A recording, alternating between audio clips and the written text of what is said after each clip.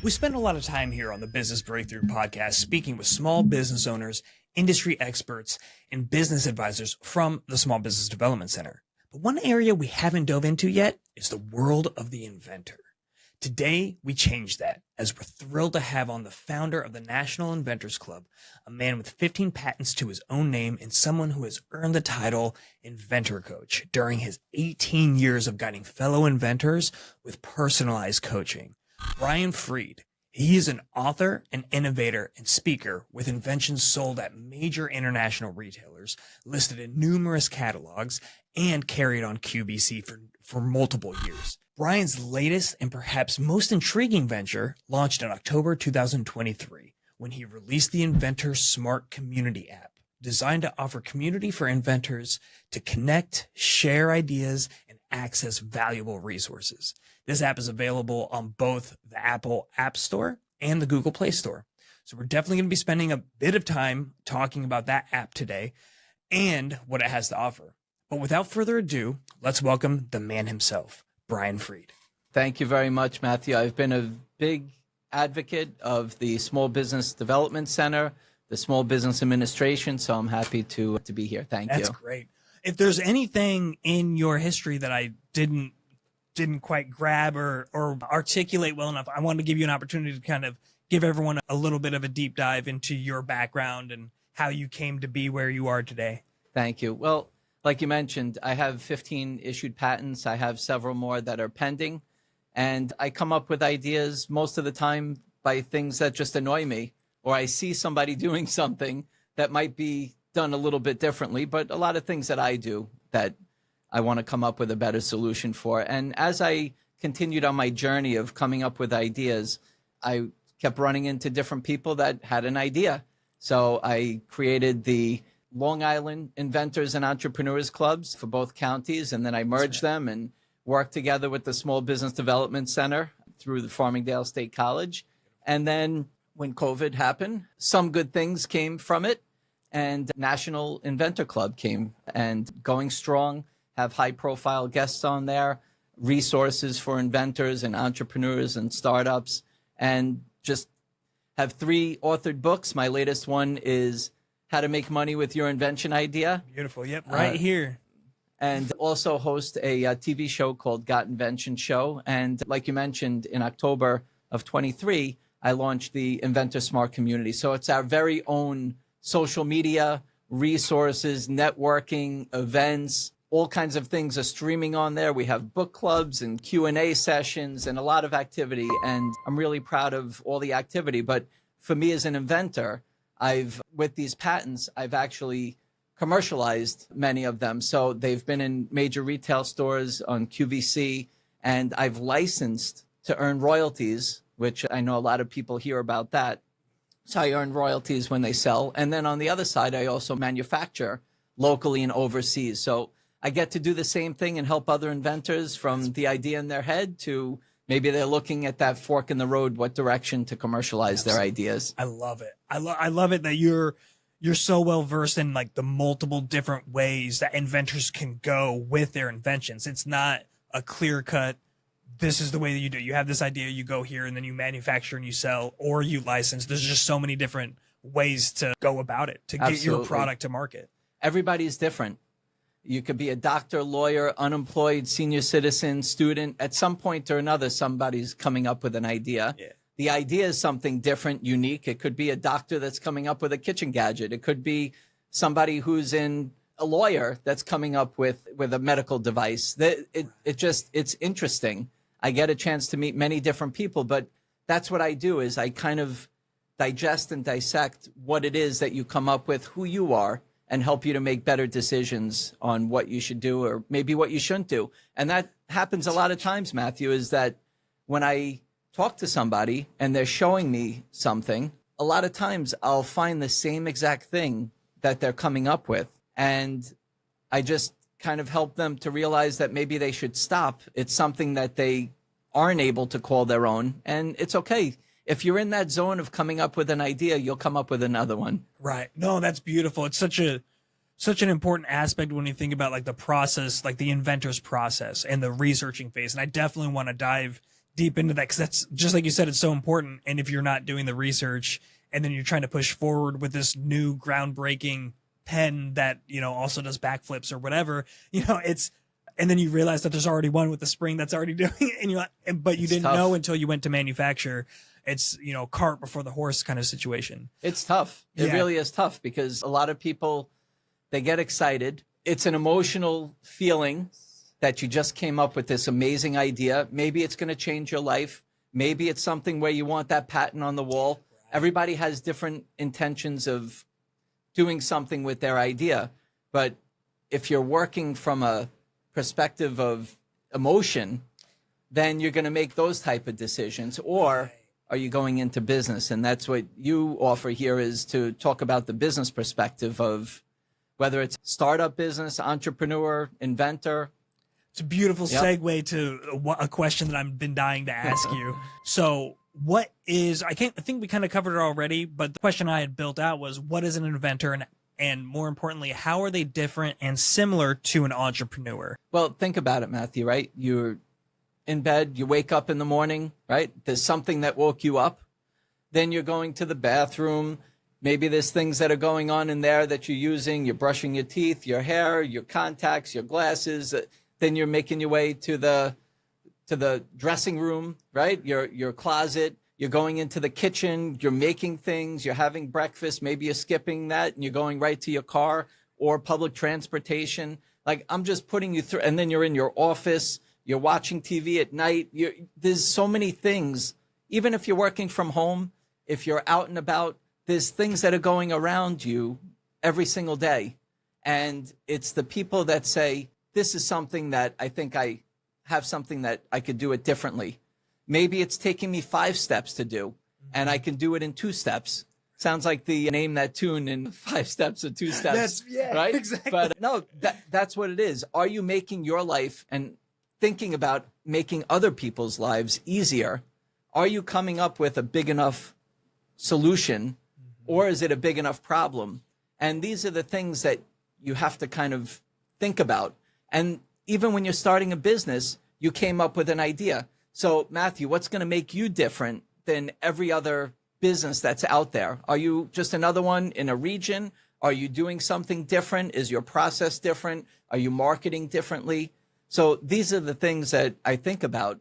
And when you come up with the idea, yeah, you're an inventor, but now what are you going to do with that idea? So you're either going to continue on the path of being an inventor to commercialize it, whether it's licensing or manufacturing and turning into an entrepreneur, or are you going to start a service business? So we're talking products, services.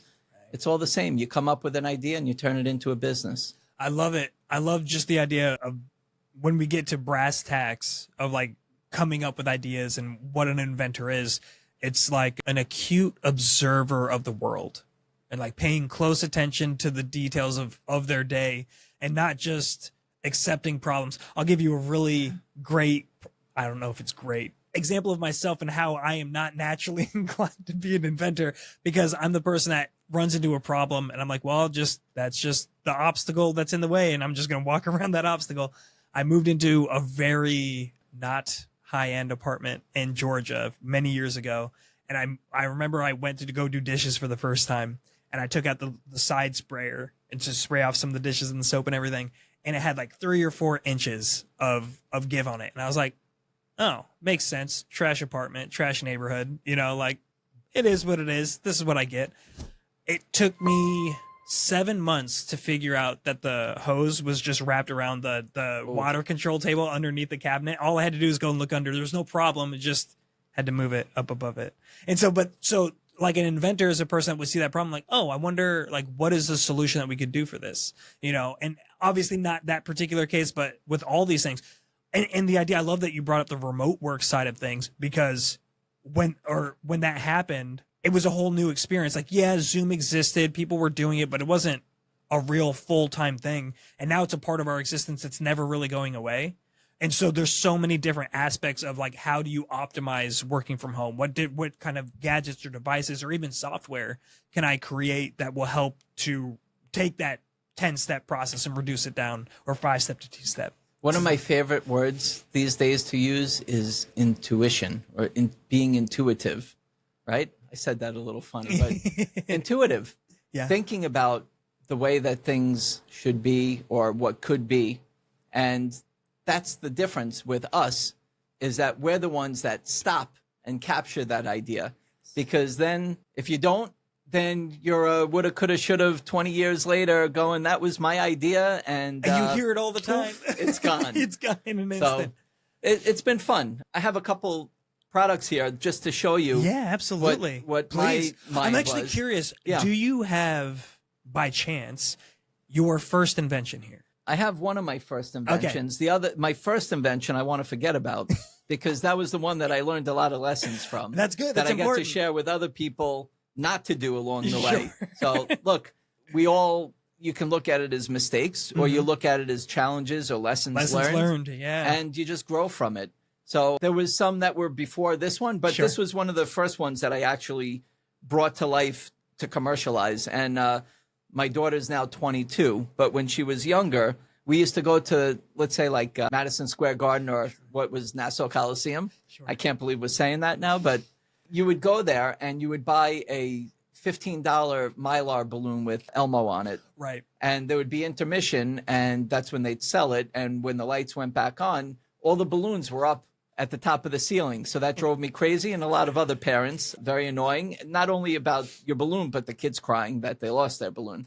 So, and then I went to amusement parks, and you buy a balloon for the kid, you put it on the stroller, you're trying to find different things on and off, on and off. So I came up with something simple, just get my kind of things going in the inventing world. But I came up with this product called the Ballooner-Band, and it's a nylon wristband that you put around the kid's wrist.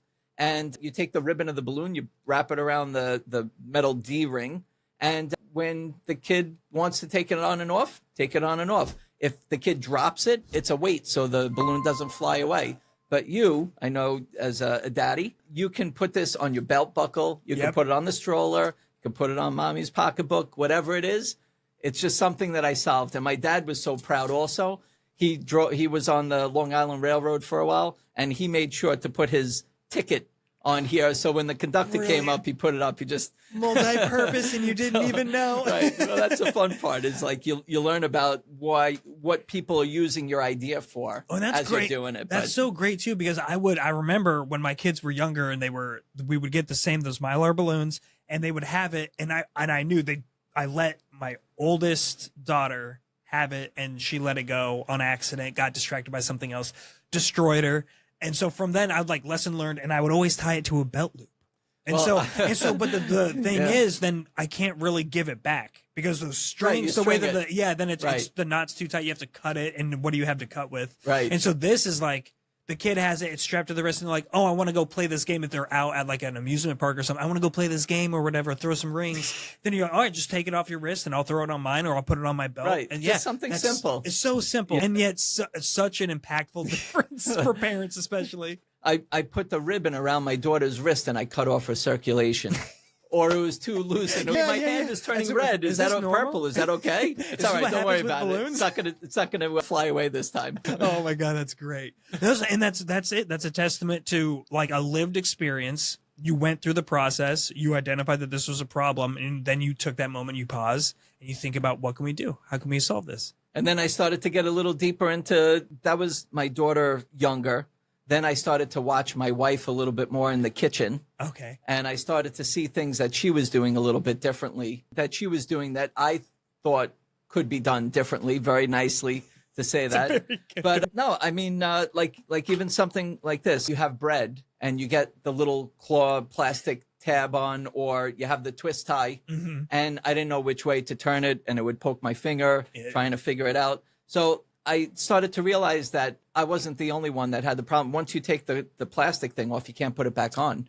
So I wanted to come up with an idea. I know there were chip clips and different types of things, but I came up with this product called pull ties. And you take any plastic bag, cereal bag, freezer bag, and you put it through the loop, and you push the button, you pull it up, and it seals it tight. So this is fully issued patent. I was on QVC with this for just about 3 years. Wow. And even after that, I've licensed it, earned royalties. I manufactured them myself. I picked one of these up at Home Goods the other day. Wow, your own product off the shelf. Yep. It's fun. And just being able to, and that's the thing, Matthew. It's like when you see your products on the shelf, like same thing with this one. This one is, you have tongues, like food tongues, and you have the top metal piece that's usually there, and you pull it up to lock it. Yep. But what I did was I came up with grooves that go in this plate. And what happens is now you can take your tongues and make it into small, medium, and large opening. So Matthew, if you were going to buy a set of tongues, right? If you were buying tongues and this one had an extra feature on it for the same price, which one would you buy? Oh, it's without a question. Ding, ding, yeah. ding. Yeah. Just so done.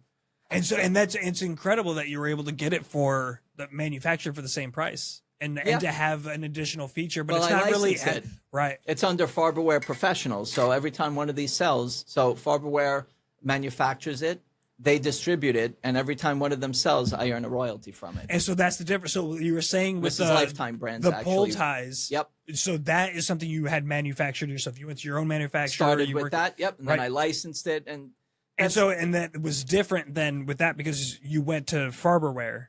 And then you had a conversation with them about that. Is that how that went down? Yes, it's actually Lifetime Brands, which is in Garden City, Long Island. Okay. So I went to, and they have the licensing rights to use Farberware. So what I did was I went to them and I said, I have a patent, a fully issued patent on something that I think would align nicely to your product line. And you would manufacture it, you would distribute it, and I would earn a royalty from it. Oh, that's incredible. So there's and it's a lifetime thing. So it's forever, as long as those are sold. Well, a patent is for 20 years. Oh, okay. Yep. And so utility patents are 20 years. Design patents are 15. But, depending on what kind of relationship and what kind of deals you have, you can still continue to earn royalties. But after a certain amount of time, after the 20 years or 15 years, it becomes public. So anybody can make it. Okay. You ever hear of the Snuggie? Yes. Right? I'm sure yeah. you have. Oh, yeah. Do you wear? You don't use one, do you? No, my wife got me one of those. It's like the hoodie version of it, where it's like a hoodie but a blanket, and so it goes like all the way down to your calves or whatever. So it's like, but very similar kind of concept. Well, that's the point. Is that the Snuggie was a blanket with sleeves. It still is. So, but it was invented many years ago, over 20 years. So that's why you saw many versions of the slanket, and all these other things. The competitors were able to come out because the patent expired. Right. Got it. Okay. Now that makes sense. I'll show you one more. Yeah, please. This one is fun, and one of my latest ones also. This happened to me during COVID. I came up with this idea. You have this paper towel roll, and it's by the sink or in the bathroom, kids' room, workstation, whatever. Usually when your hands are wet or dirty, you put it on top to pull the sheet off. Yep. And I started to realize that it was getting wet and dried up, and I started to ask my friends and family to take pictures of the top of their paper towel roll. So it was disgusting. I think I have it in my phone. They're like, Brian, what are you up to? I'm like, just wait, I'll show you. So what I did was I came up with this cap that goes into the inner tube of any paper towel roll. So now when your hands are wet or dirty, you put it on top and it stays clean and dry. And I can say I am a proud owner of one of those, and I have it on my paper towel roll right now. And I think about every time I put my hand on top, it's like I see the top of it gets wet and everything. And I can just wipe it off. Not anymore. But it's not, right? So it just goes right on the plastic. It's so simple. So it's selling well on Amazon, on my personal website, paper towel topper. Brilliant. And it's just fun. Like, these are not rocket science things that I'm coming up with, but these are things that kind of annoyed me. And I came up with it, and here it is. We get to talk about a couple of inventions and some lessons learned. One night I came home from going out to dinner, and I had leftovers. There was no room left in my fridge, and I was trying to jam the bag, and this carton of eggs was in there. I opened it up, one egg. I was like, this is ridiculous. Took the egg out. I don't know what I did with it, but I threw the carton away. I'm like, this is something that I came up with. It's a collapsible egg tray.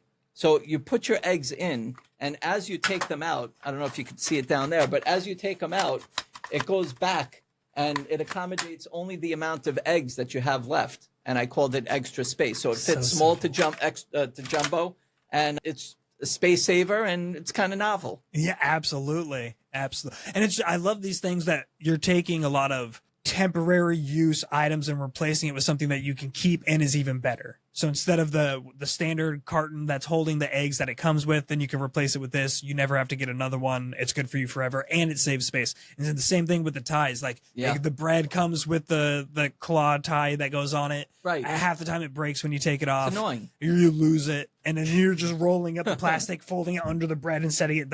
I just like the story of my life. But now, and so you're replacing with these more permanent things, and so it's, I mean, the ROI on it for people, just like the personal usage ROI and the ease of use and all of that stuff is so obvious that it's like, of course, why would I not get that? And then there's kind of lessons learned to this one also. So pre-COVID, I guess everybody can be a germaphobe in their own way. Yeah. But when I went to parties or I went to places, I noticed people would scoop the pretzels and the chips and jelly beans and nuts, whatever. It was disgusting. So I wanted to kind of replicate like a scooping thing. So what I did was I came up with this kind of ball that opens up. It's like a sphere. And I thought it would look cool to have a face on it. Absolutely. So I went to a company that had housewares storage, and they were in the middle of doing a deal with Sesame Street. So they said, you know what? We see something here. So they licensed it. So I rented the rights to my intellectual property to them, and they also went to Sesame Street and also Nickelodeon with Ninja Turtles. They made these, and it was in major retail stores. Walmart was a huge seller. Every time one of them sells, they have to pay me, and they have to pay Sesame Street or Nickelodeon. These type of things, just something simple. You put your snacks in here, your cereal, whatever, and you can eat from it. Or scoop it out with that instead of digging your hand in there. So just fun stuff. Yeah, and useful, applicable, and there are items that aren't crazy or ridiculous expensive, and so you hit that larger market, like you were talking about, that mass appeal. And then there's As Seen on TV, which is direct response type of marketing, where I've had several of my other inventions. I'm not going to go into all of them, but yeah, it's fun. And that's the thing, is you're coming up with ideas, and you see a lot of mine are mass. So I have people that come to me and say, Brian, I came up with the most amazing golf ball. It does all these tips and tricks and all kinds of things, and everybody in the world is going to want this golf ball. So it's kind of heavy. A lot of people think that, okay? But when you step out of the golf course, when you're on the golf course, you see everybody's playing golf. When you step out and you ask people if they play golf, do you play golf? Do you play golf? Not everybody plays golf. Right. So what I like to do when you come up with an idea is to figure out what that window of opportunity is. Is this something selfishly for you, or is this something for mass appeal? Or is it for a niche? And that's okay too. It's okay. Right? Sarah's going to have a baby soon. And there's things that are specific for mothers. There's all different types of things that are out there. And you have to find what direction you're going to go. And is it something that, if you're going to put your time, money, energy into, what's the return going to be? Yeah, so understanding kind of the limitations of your market and who it's applicable for is a big deal. So very important. So I love that, because I wanted to go back in and look at kind of the steps that people go through as an inventor. So you kind of walked us through the ideation process. How do you come up with it? You're observing things that are already happening around you. You're solving problems, things like that. And then you talked about research. Research is so important, Matthew. There's so many people that come to me when they're at steps 6, 7, and 8. And they didn't spend the time to do a simple search. And I'm talking about a patent search with a patentability opinion. And usually I like to work with a patent attorney or agent. Okay. Like, you can go into Walmart and go, oh my gosh, my idea, my product is not here. Right. Nobody has it. I'm going to be a gazillionaire. Okay, that's a good start. You could go online and search the first page of Google, or you could search with your eyes closed and say, oh my gosh, nobody has this. I'm going to be a gazillionaire. Right? But it's really important for you to be descriptive. Not just you came up with an interesting name like Extra Space, whatever. Right. Like, you came up with this thing and you have this description of what it is. Put it in Google, right? Mm-hmm. And then click on images and look to see visually if something is similar.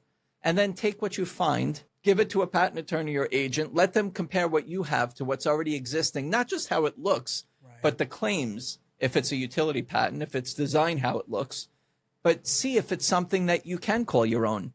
Because if you're at step 6, 7, and 8, and you didn't do this, then you might be working on somebody else's invention. Exactly. That's Right? so smart. Such a good point. Yeah, you really have to. And I love that. It's so the way that you break it down is so practical and just like you can just grab onto it. Like, oh yeah, okay, let's go on to Google and let's describe what I'm looking for and let's see what's already out there. And then you take that to people that are trained professionals on the patent and trademark side to figure out, legally what else is out there. It's very So important. yeah, It's right. Google has patents.google.com. Of course, I highly promote the U.S. Patent and Trademark Office. Their website is amazing resources on there, and you can use their search tool also, uspto.gov. Oh, brilliant. Very important. But take your time at this step because it stinks to go all the way there, spend all your time, money, energy, effort, and realize that either it's not something that you can call your own with a patent, or it was somebody else's invention 25 years ago, and you can make it, I can make it, your next door neighbor can make it. What do you want to do with it? Yeah, it's right? emotionally counterintuitive because just like you were talking about before with the emotions and that driving you kind of outside of a logical frame of mind, your emotions are, I just came up with this great idea, and now I want to figure out how to get it manufactured. Right. And so you're skipping these steps of research because what you're doing in that research stage is trying to prove yourself wrong, and so it's counter, but it's so important to do that that's what I tell entrepreneurs and small business owners too.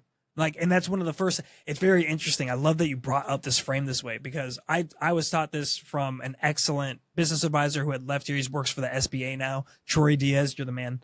And right. Yeah, Troy's so great. But he told me how he works with clients when they would first come in, and they would come in and they'd be super excited about their idea. And he knew he had to give them the space to let all of those emotions out and tell them how excited they are and where the idea came from and all of these things. And he's like, yep, tell me. And he's asking questions about it in that way that keeps the excitement going. He's like, and then we get to a place where we're like, okay, we've gone through that excitement, that emotional part of it. Now this is kind of where I took it from there is, okay, let's do validation. Let's do feasibility and viability. Yep. So like we have this great idea. You're super passionate about it. It's a good thing to have whenever you're going to pursue something like that. But we have to actually run our checks. We got to run the numbers and see if it's actually going to make sense. You're starting a business. You're starting a business with your idea. Yes. You're taking the time. You want to build something, whether you decide to license it, to manufacture it, whatever it is. But a lot of people come to me and they say, Brian, I want to sell my idea. And the idea's in their head. And some of these initial steps you should do to make sure that as you're continuing to put your effort into finding somebody to buy your idea, that it's yours. So this is a very, very important topic of research and development. And that's what we do as inventors. I suggest it and recommend it, is to do a patent search with a patentability opinion.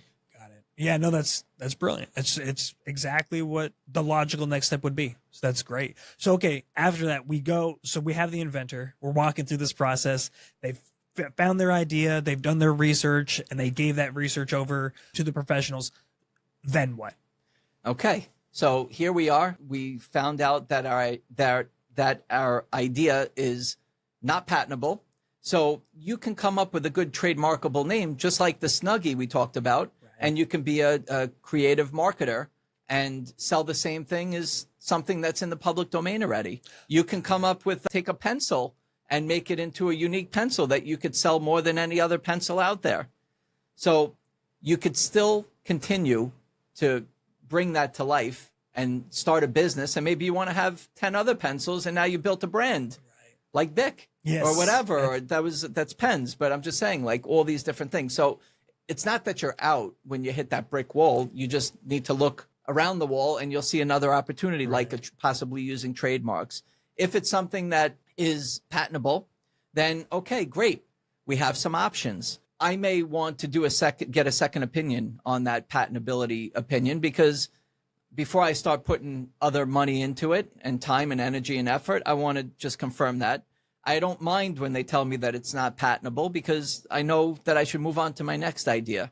Or is there a way? Is there a big enough of a difference to be able to get around, to be able to say that I can get some intellectual property protection? But let's say now it's patentable. What do I do next? Well, I want to be able to get that idea out of my head. So what I would do is I would either take things that already exist and rip them apart very politely and non-aggressively, maybe a little aggressive. Sometimes they take a little extra torque there, but I try to get things as close as I can to what I'm thinking. I don't draw very well, so I have either a 3D design, like 3D CAD file done. Maybe it's a cut and sew job. So I'll take my idea to a seamstress, or I'll go to a wood shop and find a way to take what's in my brain and get it out there. But sometimes I need a CAD file done, Sure. a 3D version of what my idea looks like, because then I could take it and I could put it into a 3D printer, which is very easy to find these days. Yes. And the services out there to be able to visually see what it is that I'm thinking. And is it good the way it is and how it looks? Am I going to license this to earn royalties? So maybe they'll take it and they'll tweak it to the way that it conforms to their brand. Or am I going to manufacture it, start my own business, and I'm okay. I have different versions. I'm working with one inventor now. It's great, his idea. Every other day, he tells me about some other change that he wants to make. I'm like, you know what? I think we're up to version 35 now. Let's work on the first one. Let's get it out there because what you've come up with is ingenious.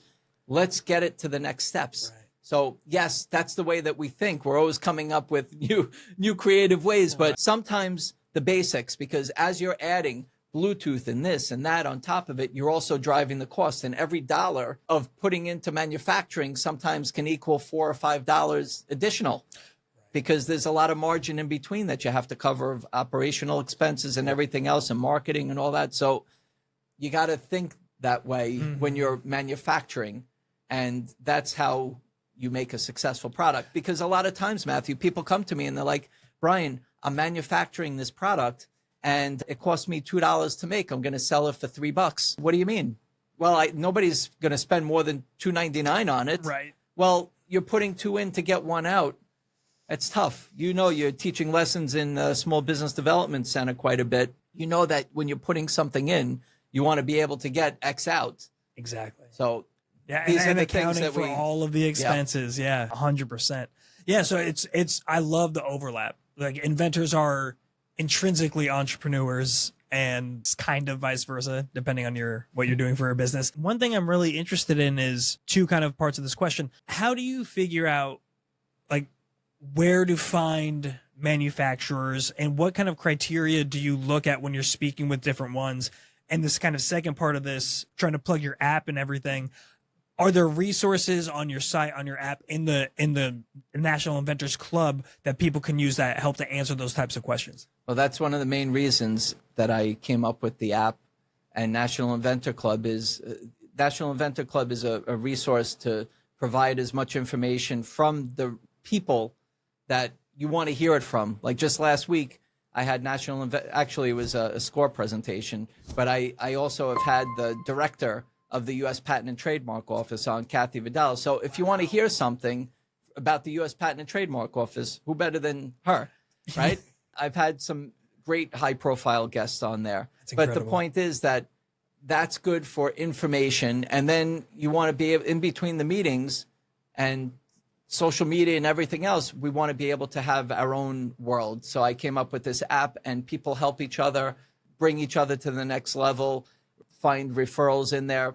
Right. But for me, doing this for a while, Matthew, is kind of the inventor coach. At this point, I can pretty much make anything.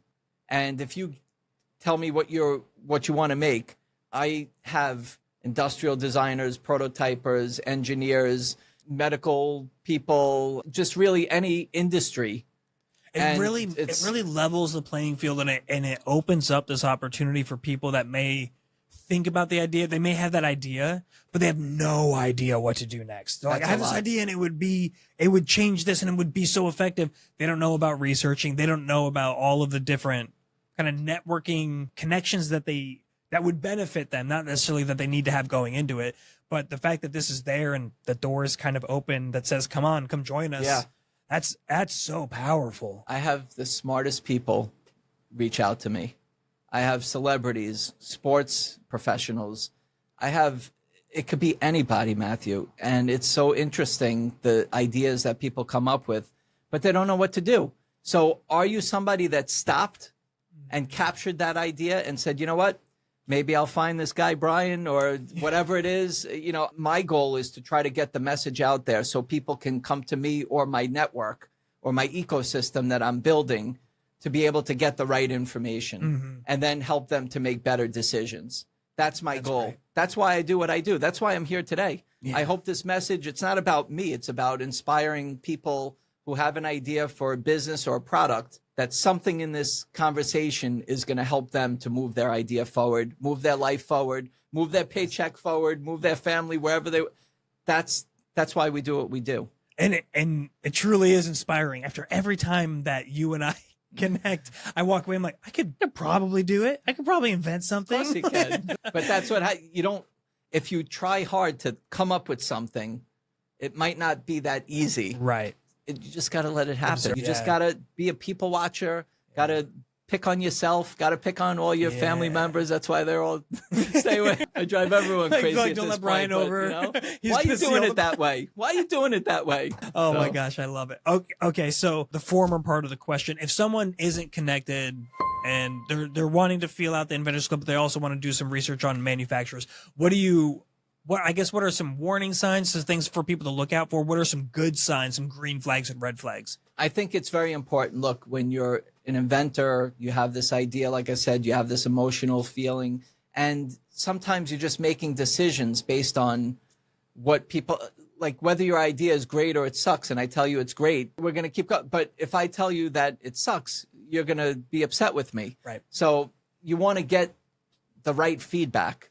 So there's online polling type of services. Okay. You can ask your friends and family. Some of them are brutally honest, but you can also do your own due diligence and research. But the point that I'm making is that anything that you do, whether it's in this inventing thing in your life, it's always good to get references. I have construction going on in my house right now. I want to see things that you've done. I want to know, and I want things done. So I can make that decision. I'm making a business decision. I'm not making it just because you told me how great and wonderful something is. I want to make a good business decision. So that's what people need to do. You got to take your business cap and put it on tight and know that what you're putting in, because you worked hard for your money, put in to know that you're going to get something in return. So do your research, get references, ask around, check reviews, like do things. And know that, and look, somebody tells you what something is, the cost, you're not obligated to them. Even a patent attorney or agent, you're not obligated to them.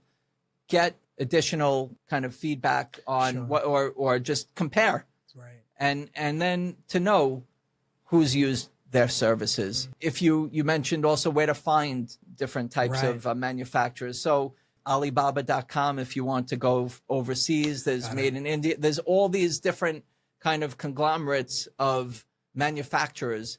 And in the US, there's one that I love to use is called thomasnet.com. And that's, it used to be the old Thomas directory for those who are older, been around a while. Been around, right? So, but that's the thing is you can find manufacturers. Some are distributors, so they're salespeople. You want to go to a manufacturer. Those are the type of places that you want to find. You can find a prototyper. There's Shapeways.com is one, for example. If you want to use Fiverr.com and have a freelancer, Upwork, all these different types of freelancing, you help me, I help you. Those are the type of services that you can use, get reasonably priced, help you, help them. And now you have a CAD file, a 3D print that you can put into Shapeways, and there you go. Just like that. So you have the patent search, you have prototype in your hand, and now you can start to keep going along the way. So this type of conversation can help people to get moving along. But, absolutely. You know, even before we came in here, you heard me, there's always somebody with an idea. Yes. And that's the thing is I want to try to speak to as many people as I can. So hopefully I can't believe how accessible you are, like to the people that join the club, because it's so big. It's national. It's for the entire United States, and people are getting like a direct line to you and to other people that are in the group where they can get all of these resources. It's a treasure trove that needs to be spread about. So many people just are stuck and they don't know what to do, where to go, who to trust. And through myself and these resources is where I want to be. I even promote Small Business Development Center. Yeah, SCORE, we appreciate it. Small Business Administration. Like, there's free resources out there too. Why not use them? Get to a certain point. Get yourself organized. So many people come to me scattered. I'm doing this, that, this, that. Like, okay, let's get you organized. Right. And then what should you do first, second, third, fourth, fifth? Continuing down kind of the steps in the process. So now we have a prototype. What am I doing with the prototype? And I guess this goes down, like, because you can go multiple different routes with how you want to pursue this. Yep. When it comes to manufacturing or if it comes to licensing it out. So I guess maybe walk us through a little bit of that. Yeah. Well, this isn't a textbook answer. That's great. Because every person and product, like I said earlier, is different. Mm-hmm. So I want to learn about you. Are you somebody that has time? Do you have a full-time job? Do you have the time and money and resources to do this? Well, resources, it could be time. There's all different types of things that I need to learn about you. Yeah.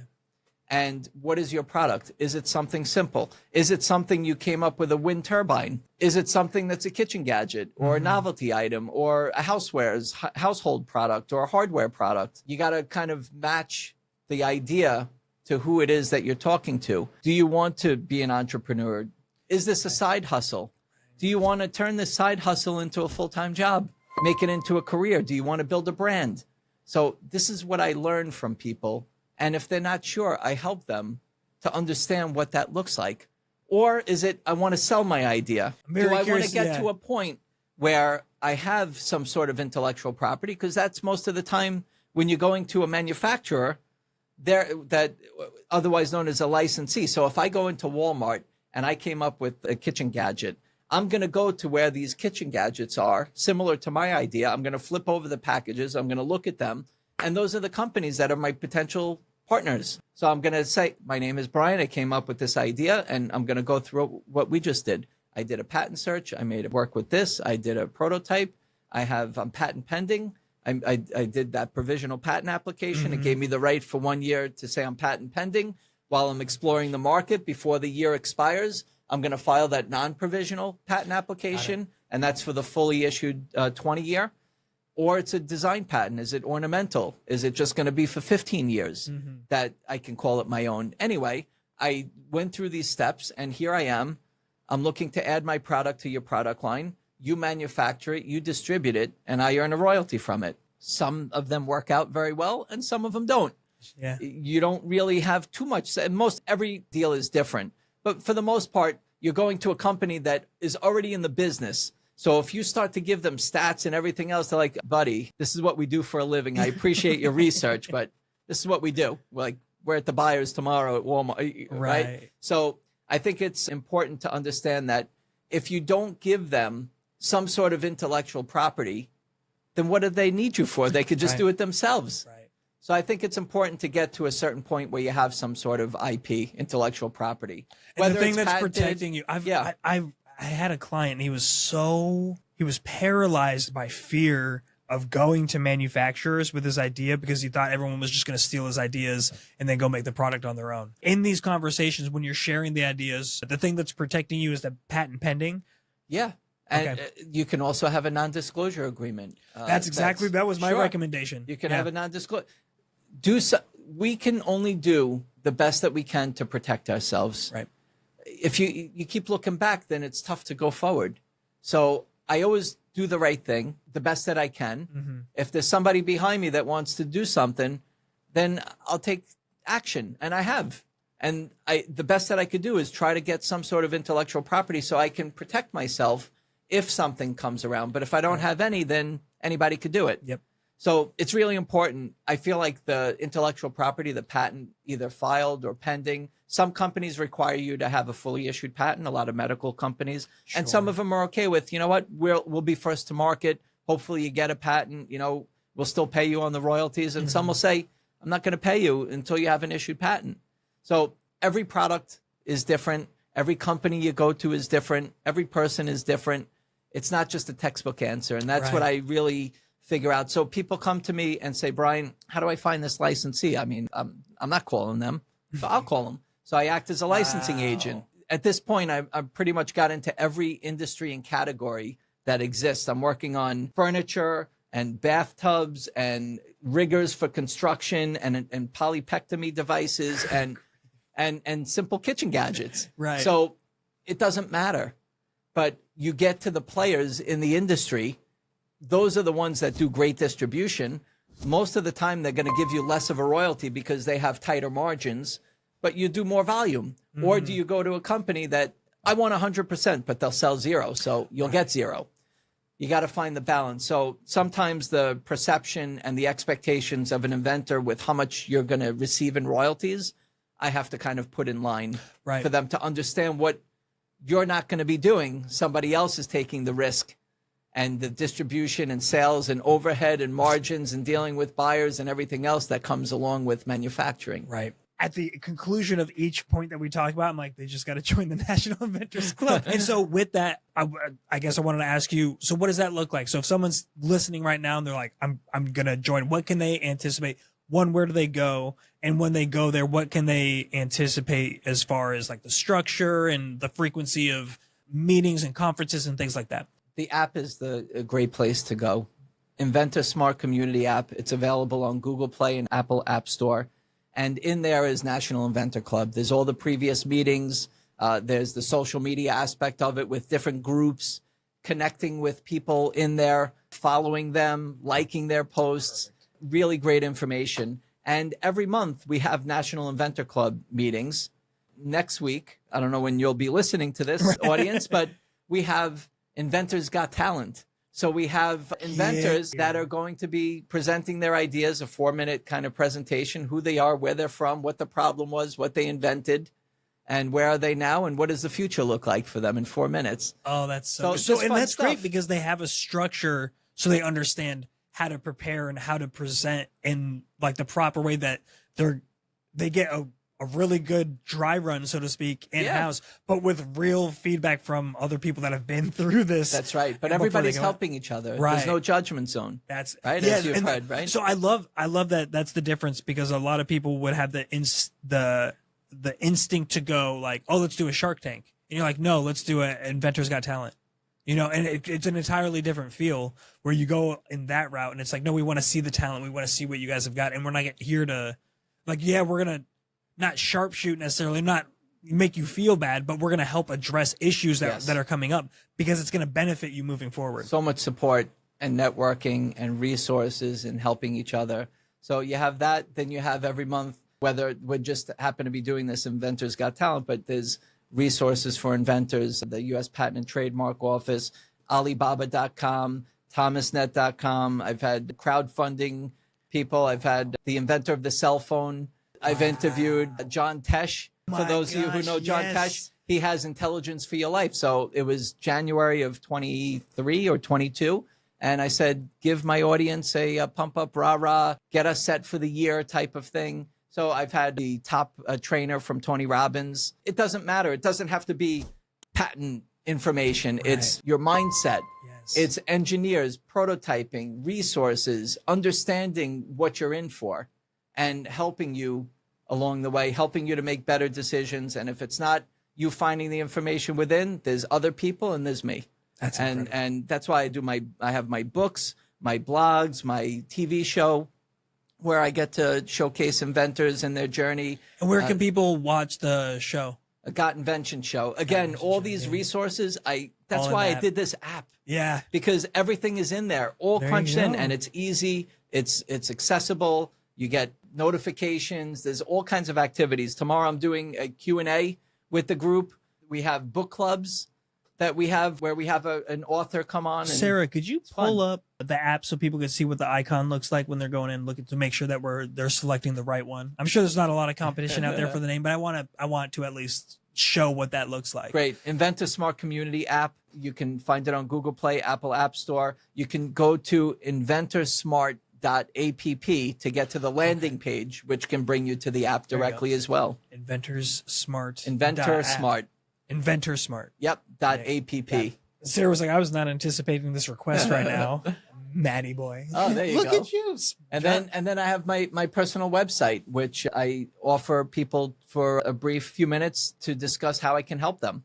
Wow. And most of the time they end up in the app. Incredible. So this is what to look out for when you're going in and checking this out. So many resources waiting for you on the other side. Brian, is there anything else that you wanted to share with the audience before we Keep an open mind. Be aware of things that are going on around you and stop and capture that idea. You'll be distracted very quickly. Before you get distracted, capture it and see if it's something that you can call your own. And if you can, get involved in this information, the resources that are here, find your own, whatever it is, but take action. I love it. I used to carry around a notebook, a small notepad with me for ideas for the business, for like different services that I wanted to offer, or even different marketing campaigns. And it's just like everything like that is all the ideas that come into your head are just like a dream. Like you wake up and it's so vivid. And if you don't think about it and grasp it in that moment before you go and grab your morning coffee, it's gone. It's gone. So find the app on your phone where you can take that note, keep a notebook handy, and it becomes natural after you do it for a while. And it's just like, oh yeah, I had the idea. Becomes a habit. Yep, absolutely. Great. Thank you so much, Brian. This is thank incredible. You. And thank you for your service. I appreciate it. Thank you.